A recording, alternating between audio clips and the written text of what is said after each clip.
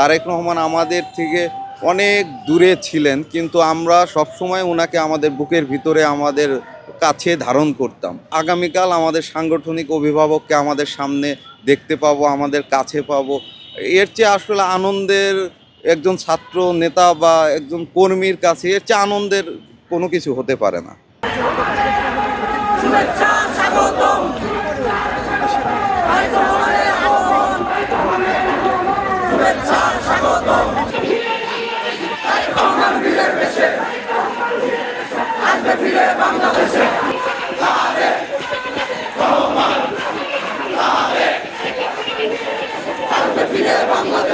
জানিয়ে রাখি যে আমরা সকাল থেকে ভোরবেলা থেকে জনাব তারেক রহমানের জন্য আমাদের আশা আকাঙ্ক্ষার প্রতীক, আমাদের আগামী রাষ্ট্রনায়ক, যাকে ঘিরে সারা বাংলাদেশের মানুষ দীর্ঘ 17 বছর যাবৎ প্রতীক্ষায় প্রহর গুনছে, তার প্রতীক্ষার প্রহর আগামীকাল শেষ হবে।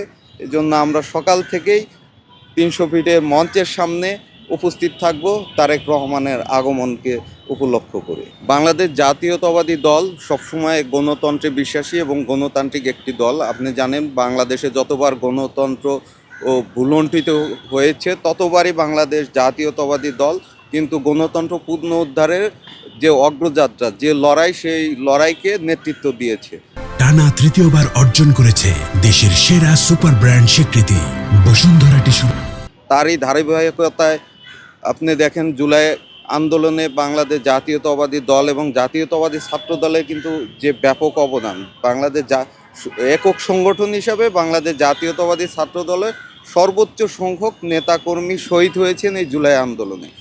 বাংলাদেশ জাতীয়তাবাদী দল সবসময় গণতন্ত্রকে ধারণ করে এবং গণতন্ত্রকে লালন করে।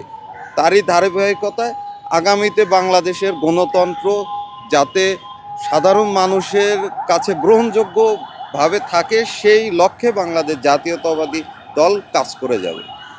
আমরা আশা করছি বাংলাদেশের শহর থেকে গ্রাম এবং পাহাড় থেকে সমতল সারা বাংলাদেশে প্রতিটি ঘরে ঘরে তারেক রহমানকে আগমনকে উদ্দেশ্য করে, উপলক্ষ করে যে আনন্দ উৎসব শুরু হয়েছে, সেই উৎসবের মাত্রাটা আসলে কতটুকু ছড়িয়ে যাবে সেটা অনুমান করাটা অনেক কঠিন। তারপরও আমরা একটা ধারণা করছি 50 লাখেরও অধিক নেতাকর্মী, শুধু বিএনপির নেতাকর্মী ঢাকা শহরে আসবে তারেক রহমানকে শুভেচ্ছা জানানোর জন্য। এর বাহিরেও আরও বিপুল সংখ্যক শুভাকাঙ্ক্ষী এবং দেশের সাধারণ জনগণ, সেটা আপনি বলতে পারেন কৃষক, শ্রমিক, মেহনতি জনতা, ছাত্র, সকল পেশাজীবী লোকজন তারেক রহমানকে অভিনন্দন জানাবে এবং তার অপেক্ষায় প্রহর গুনছে। জনাব তারেক রহমান বাংলাদেশ জাতীয়তাবাদী ছাত্র দলের সাংগঠনিক অভিভাবক। আমরা সবসময় তারেক রহমানকে আমাদের আদর্শ অনুপ্রেরণা মনে করি। সেই জায়গার থেকে তারেক রহমান আমাদের থেকে অনেক দূরে ছিলেন, কিন্তু আমরা সবসময় ওনাকে আমাদের বুকের ভিতরে আমাদের কাছে ধারণ করতাম। সেই জায়গা থেকে আমাদের ছাত্র রাজনীতির জীবনে বলতে গেলে সবচেয়ে গুরুত্বপূর্ণ দিনটি হচ্ছে আগামীকাল। কেননা আমরা আগামীকাল আমাদের সাংগঠনিক অভিভাবককে আমাদের সামনে দেখতে পাবো, আমাদের কাছে পাবো।